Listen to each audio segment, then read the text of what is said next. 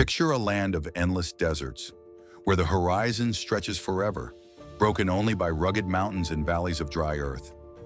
This is Arabia, a land of scorching heat by day and freezing silence by night.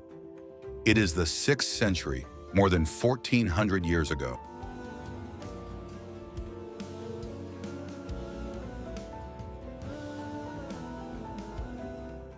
Life here is harsh, water is scarce, food is limited. To survive, tribes cling together. Family and bloodlines are everything. Honor is worth more than gold, and an insult is worth fighting, even dying for.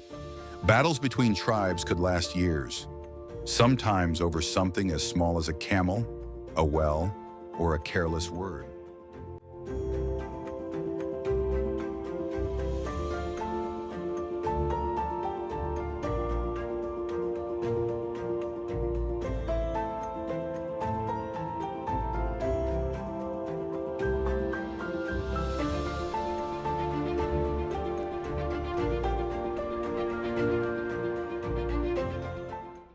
But even harsher than the desert was the darkness of the heart.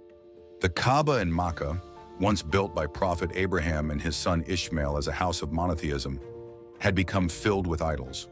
Over 360 idols surrounded it. Some tribes worshipped the sun, others the moon, and still others carved gods from wood and stone. People prayed to what they themselves had created and forgot the one who created them. Only a few, known as the Hanifs, still sought the pure way of Abraham, but their voices were whispers, lost in a sea of ignorance.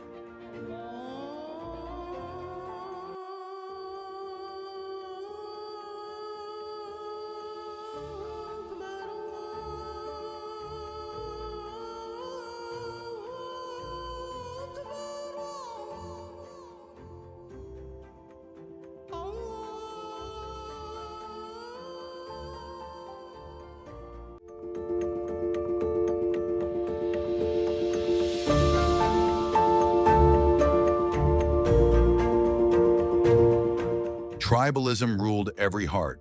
Justice was not about right or wrong, but about who was stronger. If a man committed a crime, his entire tribe would defend him.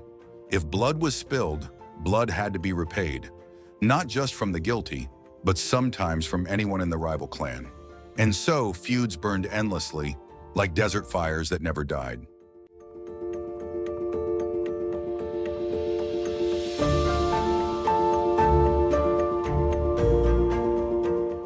And what of women? Most were denied honor, denied inheritance, denied even the right to live with dignity. Some fathers, blinded by pride, would bury their newborn daughters alive in the sand, believing it was shameful to raise them. Imagine a tiny cry silenced under the desert soil. This was the cruelty of the age of ignorance, Jahiliyyah.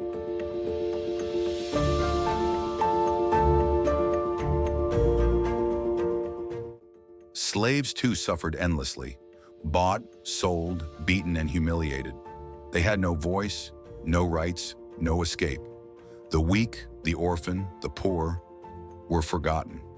The powerful ate until full, while the helpless starved beside them.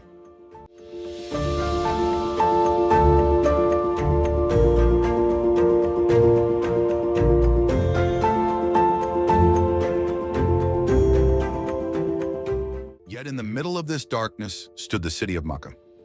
Caravans from Yemen in the south and Syria in the north passed through its valleys. Traders brought silk, spices, leather, and gold. Makkah was wealthy, but its heart was corrupted. Around the Kaaba, people performed rituals of ignorance. They would circle the house of God, but naked, clapping and whistling, thinking this was worship. They slaughtered animals in the names of their idols, seeking blessings from stones that could neither harm nor benefit them.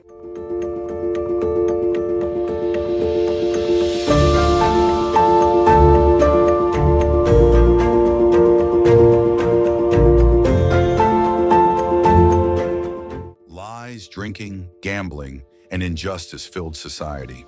Poetry was their pride, but their hearts were hollow. Orphans cried, widows begged, the poor suffered, yet those in power turned away. people longed for something greater, something pure, but they didn't know what it was.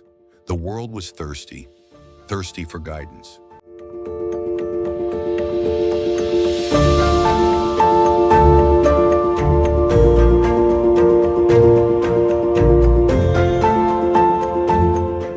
And beyond Arabia, the world was no better. To the west, the Byzantine Empire was drowning in corruption and endless wars.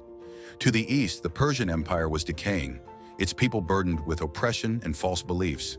Humanity everywhere was searching, yearning for truth, for justice, for mercy.